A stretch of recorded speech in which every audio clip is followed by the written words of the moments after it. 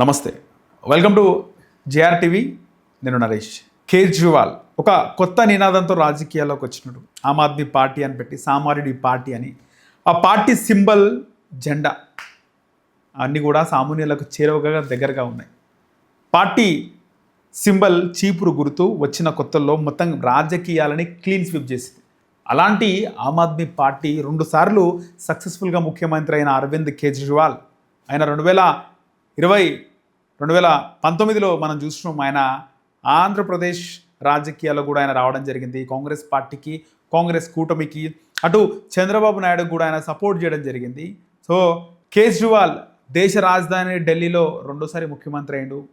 కానీ ఎన్నిసార్లు పవర్లో ఉంటున్నా కూడా దేశ రాజధానిలో బాగా వేయలేకపోతున్నాము అని బీజేపీ ఒక గవర్నమెంట్ మన ఎన్నికల్లో ఏ విధంగా ఫామ్ చేస్తుందో మనం చూడొచ్చు. కేజ్రీవాల్ ఇప్పుడు ఏం చెప్తున్నాడు? నా పైన మోదీ, అమిత్ షా కుట్ర చేసినారని వాస్తవం కూడా అనుకోవచ్చు.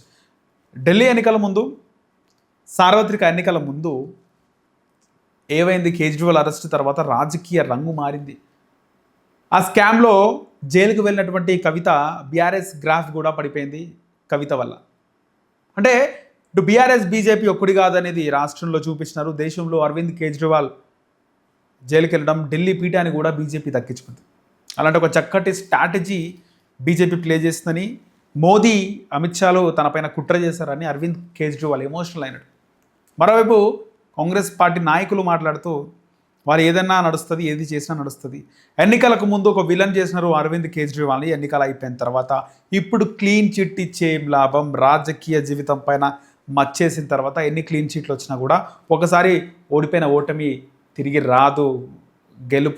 గెలిచినా కూడా అదొక చరిత్రలో ఆ ఓటమి, ఆ మచ్చ ఇంకా చెరపరానిదని చెప్పేసి కాంగ్రెస్ పార్టీ నాయకులు అభిప్రాయపడుతున్నారు.